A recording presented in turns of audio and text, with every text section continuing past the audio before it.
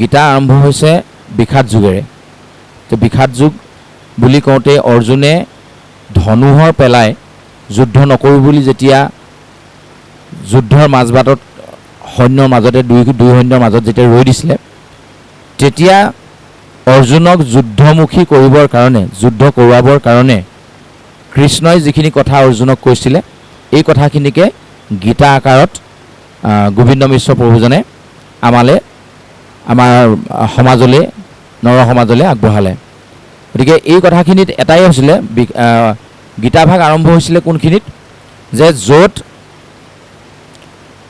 অৰ্জুনে ধনুহৰ পেলাই দিছিলে যুদ্ধ নকৰোঁ বুলি। তে মূল তত্ত্বটো আমি এইটোৱে বুজি ল'ব লাগে, যে বাকীখিনি আমাৰ শ্ৰদ্ধাৰ বিপুল ককাইদেউ আছে, তেখেতে ক'ব। আমি খালি অকল এইটোৱে ক'ব বিচাৰিছোঁ যে গীতাখনৰ আৰম্ভটোনো কিয় এনেধৰণে হ'ল, যে অৰ্জুনে দুখ কৰিছে কাৰণে এইটো বিষাদ যুগ বুলি কোৱা হৈছে। তো সেইখিনিত অৰ্জুনৰ দুখটো হৈছে এইটোৱেই যে যেতিয়া তেওঁ যুদ্ধ কৰিবলৈ গ'ল, দেখিলে যে বিপৰীতমুখী যিমানখিনি শত্ৰু বুলি যুদ্ধ কৰিবৰ কাৰণে যাৰ ওচৰলৈ আগবাঢ়ি গৈছে, যে এই গোটেই মানুহখিনি তেওঁলোকৰ আত্মীয় স্বজন। মানে দুৰ্যোধন, দুঃশাসন, ভীষ্ম, দ্ৰোণাচাৰ্য, কৃপাচাৰ্যকে আদি কৰি সকলোখিনি ককাই ভাই, বংশ কুটুম, খুৰা পেহা, শহুৰ, খুলখালী, এনেধৰণৰ যিমানবোৰ সম্বন্ধীয় আছে, গোটেই সম্বন্ধীয় মানুহখিনিয়ে যুদ্ধলৈ আহিছে। দেখি তেওঁ ধনুহৰ পেলাইছে।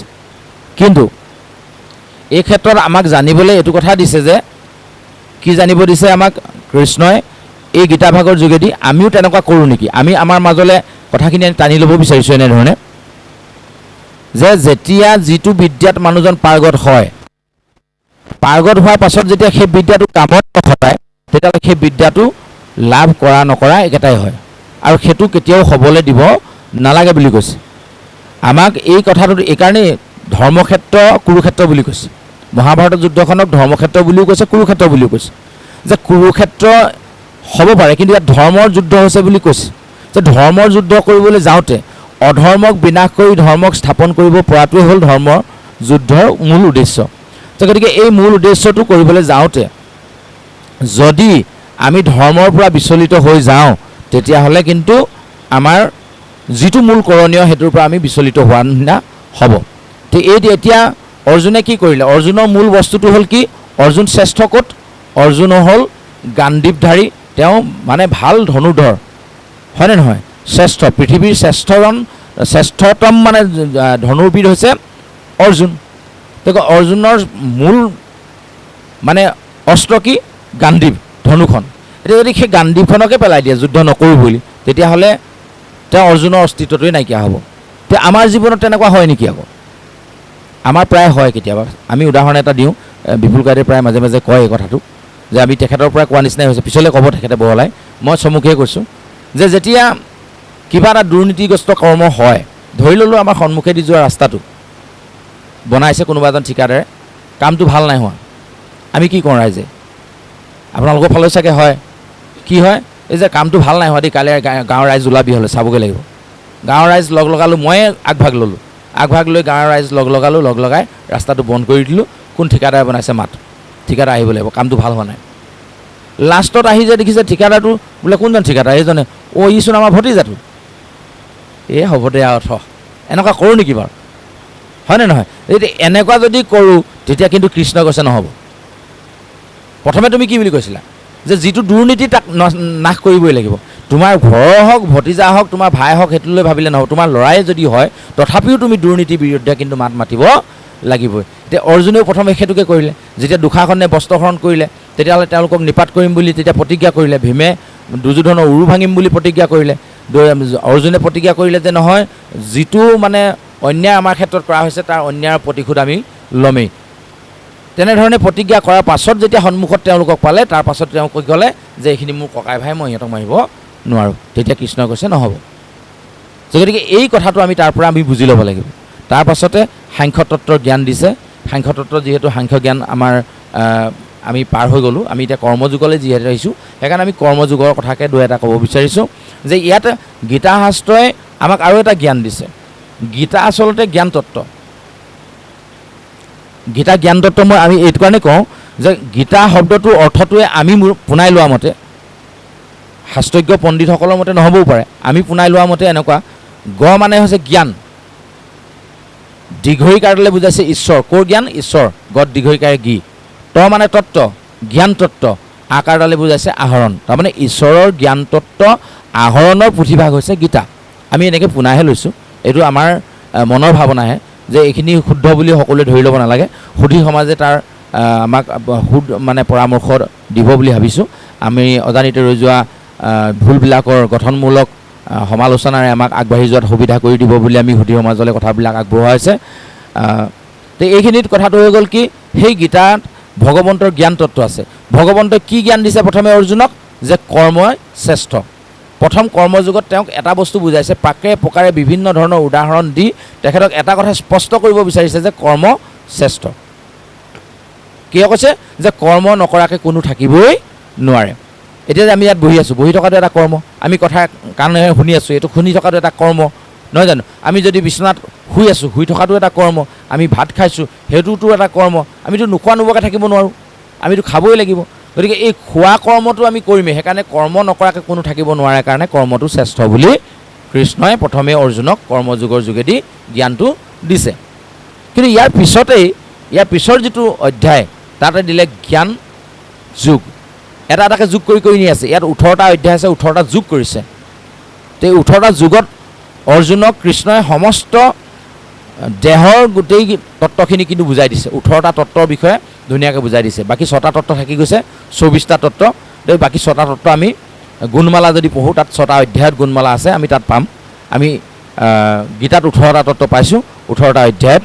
গতিকে এই 18টা তত্ত্বত আমাক সম্পূৰ্ণ বুজাই দিছে যে কেনেধৰণে কি কৰিলে আমাৰ জীৱনটো আমি এটা মানে শৃংখলাবদ্ধ জীৱন হিচাপে আমি আগবঢ়াব পাৰিম। যে নহওক, এতিয়া কৰ্মটো শ্ৰেষ্ঠ সেইটো কাৰণেই হ'ল যে কৰ্ম নকৰাকৈ কোনো থাকিব নোৱাৰে। তাৰপিছত আকৌ জ্ঞান শ্ৰেষ্ঠ বুলি এইটো কাৰণে ক'লে যে জ্ঞান নহ'লে মানুহে কৰ্ম কৰিব নোৱাৰে। আমি যে ভাত খাব লাগে, সেই জ্ঞানটো মোৰ হ'ব লাগিব ন। ভোক যে লাগিছে, এই কথাটো আমাৰ জ্ঞান হ'ব লাগিব। জ্ঞান নহ'লেতো আমি সেইটো কাম নকৰোঁ। তো জ্ঞানে আমাক সেই কথাটো ক'ব লাগিব। সেইকাৰণে জ্ঞান শ্ৰেষ্ঠ। কিন্তু জ্ঞানৰ যোগেদি যদি কৰ্মটো কৰে, তেতিয়াহ'লে সেইটো সুকৰ্ম বুলি কৈছে। কেলে?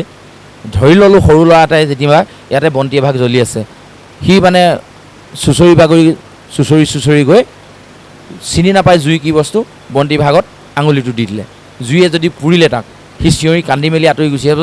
দ্বিতীয়বাৰ যদি জোৰ কৰিও তাৰ হাতখন ধৰি মাৰি জুই কোৱালে নিবলৈ বিচাৰোঁ, মানে চাকি গছত লগাই দিবলৈ বিচাৰোঁ, সি কিন্তু নিনিয়ে, জোৰ কৰি আঁতৰাই লৈ আহিব। কিবা এটা ইংগিত দি হ'লেও নিজে মুখে কৰিব নোৱাৰিলে এনেকুৱা ধৰণৰ কিবা কিবি কৈ হ'লেও সৰু ল'ৰাটোৱে তাৰ মানে নোচোৱাকৈ আঁতৰি আহিবলৈ বিচাৰিব নিবিচাৰিব?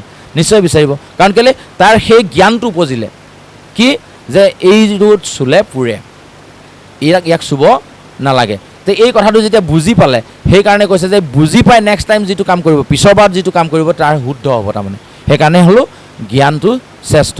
এনে ধৰণেৰে গীতাৰ মানে সমস্তখিনি তত্ত্ব মানে আমাক গুৰুজনে আগবঢ়াই লৈ গৈছে। ইয়াত সেইকাৰণে কৈছে অৰ্জুন মগন ভৈলা শোকপংকে পৰি স্বভক্তক সাংখ্যযোগে নিস্তাৰি লাহৰি।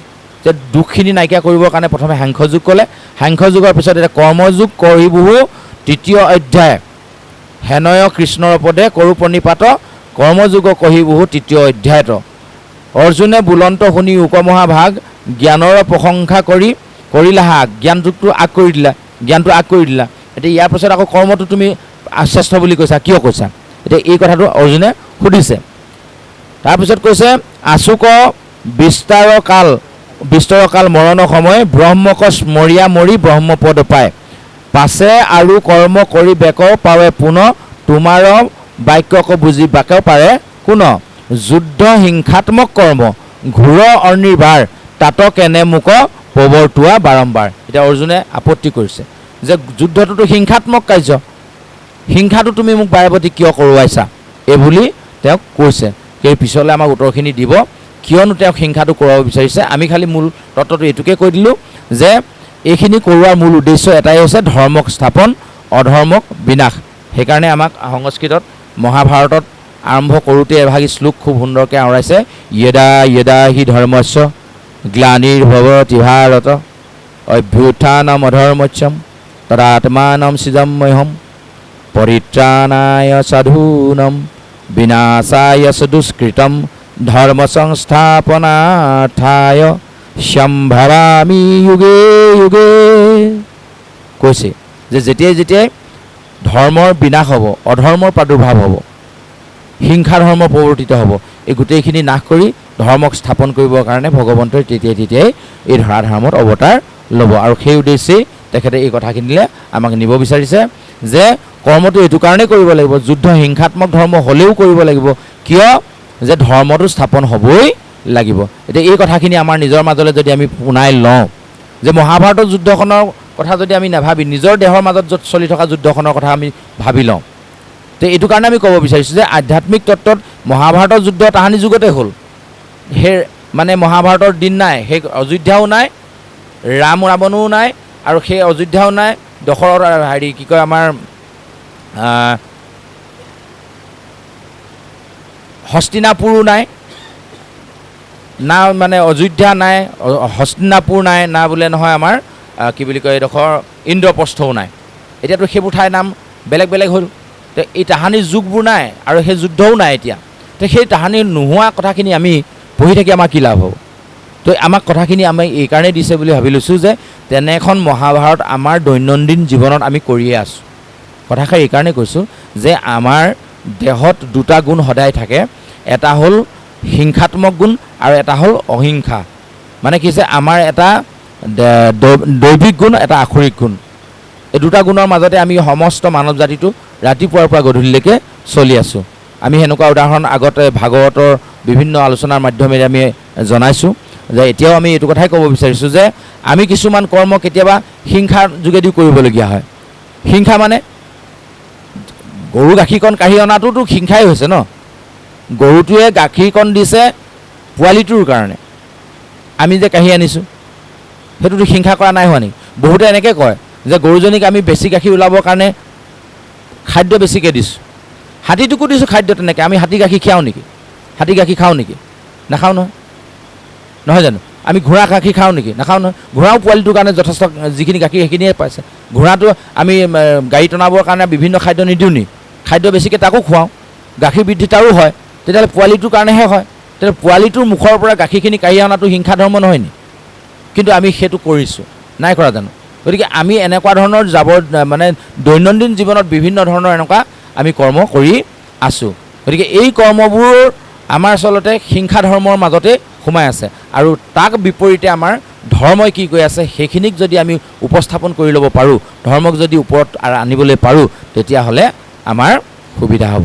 এইখিনিতে আমি এটা কথা কৈ থৈ দিওঁ যে আজিৰ তাৰিখত ভাগৱতৰ ঢৌ চাৰিওফালে ইমান বেছিকৈ হৈছে, তথাপিও আজিৰ তাৰিখত ভাগৱতৰ প্ৰভাৱ মানুহৰ মাজত যে সুদৃঢ়ভাৱে পৰা নাই, তাৰ কাৰণে হয়তো চাগে কিবা এটা নহয় ক'ৰবাত কেৰুণ থাকি গৈছে। যিহেতু অনাগত দিনত আমি এতিয়া যিহেতু আমি খেতিলৈ আগবাঢ়ি আছোঁ, খেতিৰ লগত উদাহৰণ এটা দি আমি কথাষাৰ এনেকৈ ক'ব বিচাৰিছোঁ যে এইখিনিত আমাৰো কিছু দুখ থাকি যাব পাৰে, মানে সেইকাৰণে কথাষাৰ উল্লেখ কৰা হৈছে। কথাটো এনেকুৱা যে খেতি ভাল হ'বলৈ হ'লে তিনিটা বস্তু তাৰ শুদ্ধতাত লাগিব। এক নম্বৰ, খেতিয়কজন ভাল হ'ব লাগিব, খেতি কেনেকৈ কৰে ভাল ধৰণে জানিব লাগিব, নহয় জানো? জানিব লাগিব। আৰু দুই নম্বৰ কথাটো হ'ল কি বীজটো ভাল হ'ব লাগিব। যদি বীজটো ভাল নহয়, খেতি কৰোঁতাজন ভাল হ'লেও খেতি ভাল নহ'ব। আৰু তিনি নম্বৰ কথাটো হৈ গ'ল কি বীজো ভাল যেনিবা খেতিয়কজনো ভাল, কিন্তু মাটিখিনি বেয়া, তেতিয়াও কিন্তু ধান বা খেতি ভাল নহ'বও পাৰে। এতিয়া এই কথাটো আমাৰ ভাগৱতৰ ক্ষেত্ৰতো চাগে হৈছে। কথাটো এইকাৰণে ক'ব বিচাৰিছোঁ, ভাগৱতত বীজ আছে, সি কেতিয়াও বেয়া হ'ব নোৱাৰে। কাৰণ ভাগৱতত প্ৰকৃততে ভগৱন্তই বানময় মূৰ্তি হিচাপে প্ৰতিষ্ঠিত হৈ আছে। গতিকে ভাগৱতৰ বীজ কেতিয়াও অশুদ্ধ বা বেয়া হ'বই নোৱাৰে। তো বাকী থাকিল খেতি কৰোঁতাজন আৰু পথাৰডোখৰ। এতিয়া যদি খেতি কৰোঁতা কোনজন? যিজনে আলোচনা কৰি কথাখিনি ভাগৱতৰ পৰা উলিয়াই আনিছে, এজন হ'ল খেতিয়ক। তেতিয়া আমাকো ধৰিব পাৰে, বিভিন্ন ধৰণৰ আলোচকসকলকো ধৰিব পাৰে। আমিতো আলোচকৰ শাৰীত নপৰোৱেই, মনৰ সংশয়বোৰ দূৰ কৰিবৰ কাৰণে এনেকৈ আহোঁতে আহোঁতে সমাজে টানি টানি আনি এই অনুষ্ঠান এনেকুৱা ধৰণৰ জেগা পোৱাইছেহি কাৰণেহে সমাজৰ জোৰতহে আগবাঢ়ি গৈ থকা হৈছে, কিন্তু আমি আলোচক হিচাপে নহয়। তথাপিও কথাষাৰ এইটো কাৰণে কৈছোঁ যে আমি কওঁতে ভুলকৈ ক'লোঁ, তেতিয়াহ'লে ভাগৱতৰ প্ৰভাৱটো ভুলকৈ পৰিলে হয়তো চাগে সেইকাৰণে ভাগৱতৰ শুদ্ধ প্ৰভাৱটো সমাজত পৰা নাই। আৰু তিনি নম্বৰ কথাটো হৈ গ'ল কি বীজ ভালেই আছে, ভাগৱতৰ বীজ, আলোচকো ঠিক আছে, নামী দামী যিবিলাক আজি অসমৰ স্বনামধন্য যিসকল আলোচক, মহান মহান ব্যক্তিসকল, তেখেতলোকৰ মুখৰ মানে পদ্মহন্তে যিবিলাক কথা নিগৰিত হৈছে যাৰ যোগেদি সঁচাকৈ সমাজখন উপকৃত হ'ব পৰা সম্পূৰ্ণ 100% সম্ভাৱনা আছে তথাপি সমাজ উপকৃত হোৱা নাই কাৰণ কেলে শ্ৰোতা নামৰ পথাৰখন বেয়া আমি ভাল ধৰণে শুনিব পৰা নাই পালন কৰা নাই তাৰমানে মাটিডোখৰ বেয়া তে এই তিনিটা কাৰণত কিন্তু খেতি বেয়া হ'ব পাৰে গতিকে অনাগত দিনত যাতে সেইকাৰণে আমি যাতে ভুল পথে যাবলগীয়া নহয় সেইকাৰণে সুধী সমাজে গঠনমূলক সমালোচনাই যাতে আমাক শুদ্ধ পথলৈ লৈ আহে তাৰ কাৰণে আমি আপোনাৰ সবৰ চৰণত আমি এই সামাজিক মাধ্যমৰ জৰিয়তে সেৱাভাগ ধৰা হৈছে ইয়াৰ পিছতে আৰু এটা আমি কথা ক'ব বিচাৰিছোঁ আমি পাঠ অকণমান আগবঢ়াব পাঠ আগবঢ়াই আমি আমাৰ পিছৰজন বক্তা আমাৰ মাজত উপস্থিত আছে তেখেতলৈ আমি কথাখিনি আগবঢ়াম এইখিনিতে আৰু এটা কথা আমি কৈ থৈ দিওঁ যিহেতু কৰ্মযুগৰ সাংখ্যযুগৰ বিষয়ে গীতাৰ বিষয়ে ইমান দীঘলীয়াকৈ ক'ব পৰা নগ'লেই কাৰণ কেলৈ পাঠে পাঠে গ'লেহে গোটেই কথাখিনি উলিয়াব পৰা হয় সময়ৰ কথা আছে সময়ৰ প্ৰতি লক্ষ্য ৰাখি যিহেতু আমি আজি আমাৰ গুৰুজনৰ গৃহতে উপস্থিত হৈ আছোঁ সামাজিক অনুষ্ঠান বা তেনেকুৱা বহল সমাজ হোৱা হ'লে কথাটো বেলেগ গতিকে সেৱকীৰ ঘৰত থকাৰ কাৰণে আমি এটা সময়ৰ প্ৰতি লক্ষ্য ৰাখি অনুষ্ঠানভাগ সোনকালে সামৰিম আৰু এইখিনিতে আমি এটা কথা ক'ব বিচাৰিছোঁ যে আমাৰ কিছুমান মনৰ সংশয় থাকে যে কোনটো শুদ্ধ কোনটো ভুল যেনেকৈ এই অৰ্জুনে গৈ যুদ্ধৰ মাজত যুদ্ধ কৰিম নে নকৰিম মোৰ মিতিৰ কুটুমখিনিক মাৰিম নে নামাৰিম এইখিনি মোৰ ঘৰৰ মানুহক মই বধ কৰিম নে নকৰিম এনেকুৱা দৰে দুদুল্যমান অৱস্থাত থাকে আমাৰো কিছুমান এনেকুৱা থাকে উদাহৰণ এটা এইটো কাৰণে ক'ব বিচাৰিছোঁ অনাগত ভাদ মাহ আহি আছে ভাদ মাহত আমাৰ ভগৱানবোৰ বোলে আমাৰ নামঘৰৰ পৰা গুচি যায়গৈ আমাৰ মনত এনেকুৱা ধাৰণা এটা আছে আপোনালোকে মন কৰিবচোন হয়নে নহয় আমাৰ ফালে প্ৰায় হয় ভাদ মাহ অহাৰ লগে লগে আঠখেলীয়া নামঘৰ ঢেকীয়াখোৱা নামঘৰলৈ যাবলৈ মানুহৰ তোলপাৰ লাগে মানে কোনো মানে গাঁৱৰ নামঘৰত যেন ভগৱন্ত নায়েই ভগৱন্ত যেন ঢেকীয়াখোৱালৈ গুচি গ'ল ভাদ মাহত ভগৱন্ত যেন গুচি গ'ল আঠখেলীয়া নামঘৰলৈ এনেকুৱা ধৰণৰ এটা ধাৰণা সৃষ্টি হৈ যায় যেন এফালৰ পৰা মানুহবিলাকে তেনেকৈ যাবলৈ আৰম্ভ কৰি দিয়ে গতিকে এইটো এটা আমাৰ এই যে অৰ্জুনে যিটো দুদুল্যমান অৱস্থাত গৈ পৰিছে আমাৰো তেনেকুৱা হৈছে নেকি বাৰু আমি কথাষাৰ জানিবৰ কাৰণেহে কৈছোঁ যে কথাটো হ'ল চাওক আমি যাবলৈ মন যায় ভকতৰ সংগ পাবলৈ সৎসংগ পাবলৈ মন যায় কাৰণে আমি যাওঁ সেইটো ভাল কথা ঢেকীয়াখোৱালৈ যোৱাটো মই বিৰোধিতা কৰা নাই কিন্তু এইটো মনোভাৱ লৈ কেতিয়াও যাব নালাগে যে আমি তালৈহে গ'লে ভগৱন্তক পাম আমাৰ নামঘৰত নাপাম এনেকুৱা কোনো কথা নাই ভগৱন্ত সকলোতে আছে সৰ্বব্যাপী আছে সেইকাৰণে কৈছে সমস্ত ভূতত ব্যাপী আছোঁ মই হৰি সমস্তকে মানিবা তুমি বিষ্ণু বুদ্ধি কৰি গীতাৰ আৰম্ভণিটো আমাক সেইটোকে ক'লে যে যেতিয়ালৈকে বিষ্ণু বুদ্ধি নহ'ব বিষ্ণু ভাৱেৰে আমি যদি সকলোকে সমজ্ঞান কৰিব নোৱাৰিম তেতিয়ালৈকে কিন্তু আমি এই ভাগৱতৰ মাজলৈ আহিবই নোৱাৰিম গতিকে আমি এই কথাখিনি মনত ৰাখিব লাগিব যে এই দুদুল্যমান অৱস্থাত যদি আমি আছোঁ তেতিয়াহ'লে আমি তাৰ পৰা আমি নিজক আঁতৰাই আনিব লাগিব আমি ভকতৰ সমাজখন বহুলকৈ পাবৰ কাৰণে সৎসংগ পাবৰ কাৰণে ইয়াৰ পৰা আমি বত্ৰদৱা গৈছোঁ আঠখেলীয়া নামঘৰ গৈছোঁ ঢেকীয়াখোৱা নামঘৰ গৈছোঁ ঠিক আছে বৰ ভাল কথা আমি সংগ পাবৰ কাৰণে গৈছোঁ সাধুৰ সংগ পাবলৈ কিন্তু মনত এই ভাৱ লৈ কেতিয়াও যাব নালাগে যে তালৈ গ'লে আমি ভগৱন্তক পাম আমাৰ গাঁৱৰ নামঘৰত বা আমাৰ নিজৰ ঘৰত বনাই লোৱা সৰু নামঘৰৰ ভাগত ভগৱন্ত নাথাকে এনেকুৱা কথা নহয় ভগৱন্ত সকলোতে আছে আমি তেওঁক বিচাৰিব জানিব লাগিব আচলতে যেনেকৈ গাখীৰৰ মাজত ঘিউ থাকে তাক আমি মঠিব লাগিব বিশেষ পদ্ধতিয়ে তেতিয়াহে পাম ঠিক তেনেধৰণে ভকতৰ সংগত আমি ভগৱন্তক মঠিলেহে আমি ভগৱন্তক পাব পাৰিম গতিকে এই আপাহতে আমি এই কথাখিনি আগবঢ়ালোঁ আৰু অকণমান পাঠ অকণমান আগবঢ়াই দিয়ক আপুনি পাঠ অকণমান আহক তাৰ পাছতে আমাৰ আৰু এজন বক্তা আমাৰ মাজত আজি উপস্থিত আছে বহুদিন তেখেতৰ মুখেৰে আমি গীতা শুনিবলৈ পোৱা নাই আমি অনুষ্ঠান যিহেতু আমি 2 ঘণ্টাৰ ভিতৰত সামৰিব বিচাৰিছিলোঁ ইতিমধ্যে ভালেমান সময় গৈছে গতিকে বাকীখিনি সময় আমি আমাৰ শ্ৰদ্ধাৰ বিপুল কটকী খুৱাই দিয়াৰ কাৰণে মাইক্ৰফোনটো আগবঢ়াই দিম অকণমান পাঠ অহাৰ পিছতে মই তেখেতে মাইক্ৰফোনটো আগবঢ়াই দিম ধন্যবাদ এই আপাহতে আমি অজানিতে ৰৈ যোৱা সমস্ত কোটি অপৰাধ মৰিখন কৰিবৰ কাৰণে সুধী সমাজৰ লগতে আমি গুৰুজনা এশাৰী অপৰাধ ভঞ্জন ঘোষাৰে সৈতে আমাৰ অনুষ্ঠান ইমানতে বিৰাম দিব বিচাৰিছোঁ কৃষ্ণ অপৰাধ বিনাশন তজু নাম নাৰায়ণ জানি নামে পখিলো হৰণে আনগতি নাহিকে মৰণে অপৰাধ ক্ষমা কৰি তুমি দয়াশীল হৰি মোক ৰক্ষা কৰিও চৰণে ৰাম মোক ৰক্ষা কৰি চৰণে। কৃষ্ণ হৰি হৰা।